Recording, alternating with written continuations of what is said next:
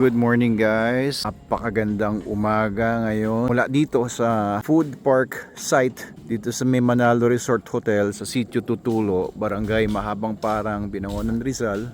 Ito ang ating coffee shop, Manalo Cafe. Ayan, maaga tayo dito, magkakape-kape muna ako dito kasi hintayin ko lang yung ka-meeting ko dito. Alam niyo ba kung sinong ka-meeting ko? Hindi pa, syempre hindi ko pa sinasabi sa inyo, di ba? Ang may-ari ng Amara's Corner. Oh, this is a pizza restaurant, very successful. Since 2018 pa lang sila, pero they already have around 30 branches nationwide. And dito lang po yan nagsimula sa Rizal. Ayan, so dito, hintayin ko muna siya. At ito ang aming mga aso ditong mga mascot, Masong Resort. Si Nana at saka si Ding. Ayan, mga asong isla yan, galing sa Talim Island. Magkapatid yan, dalawang lalaki. Andun kasi yung bahay ng aking biyanan, si Tatay Nanding.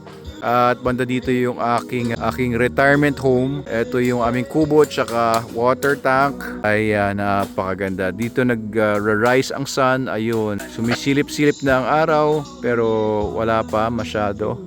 At banda dun po lumulubog ang araw. Ito rin ni-repair na nila. Para may sira ditong heavy equipment yung kanilang bulldozer. Ito namang backhoe, I think naayos na ito. Tingnan yung pond natin. Ayan, madumi pa yung tubig pero balak natin dyan linisin yung tubig. So, gagawin parang fishing pond. Dati na naman yan nilagyan ng ng mga isda. Laman yan dati para mga hito Mr. Pumarada. Pero nawawalan siya ng tubig pag summer. Kaya ang tubig na yan ay galing sa ulan, galing sa sumisip-sip, galing sa mga karatig ng mga lupa.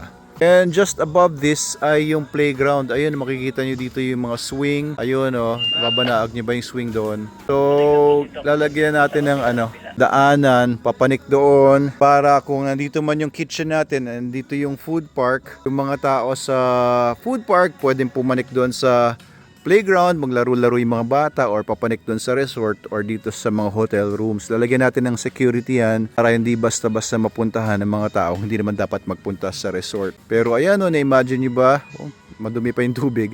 Pero pag nilinis natin yan, pinilter natin dyan, pwede kayo mag-fishing dito. Ayan, lalagyan ulit natin siguro mga hito galing sa farm nila Sir Rodel de Borja, ating mga kapartner, tsaka ni Ma'am Evelyn de Borja.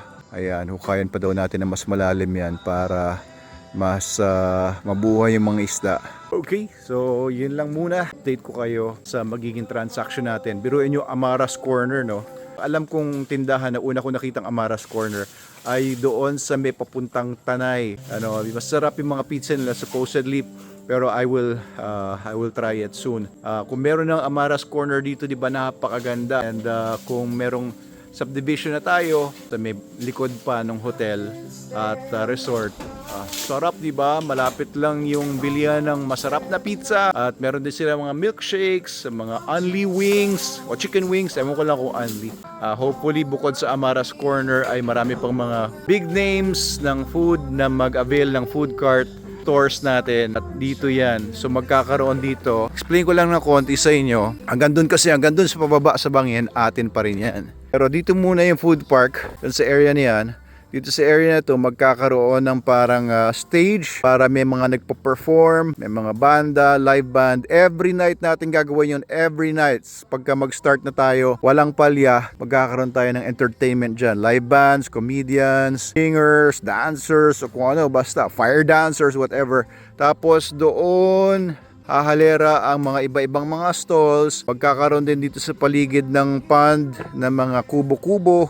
Pwedeng rentahan at doon sa mga hotel rooms yun, mga hotel rooms natin yun yung puti niyon. Sa likod na magkakaroon din ng malaking parking and magkakaroon pa doon ng mga accommodations, Lalagay tayo ng mga kubo-kubo doon na pwedeng upahan, kung merong riders group. Kasi alam niyo yung mga riders group, minsan 100 people yan, 200, 300, sama-sama silang nagra-rides ng mga motorsiklo nila, mga scooters or iba mga bisikleta. So gusto nila may mapupuntahan silang ganito, yung mga galing pang mga probinsya, malalayong long drive ang ginagawa nila.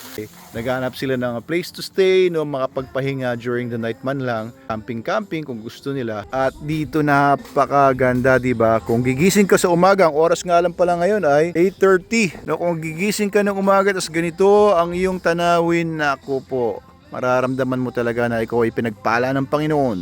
Ikaw ay gigising sa isang napakagandang umaga at napakagandang mundo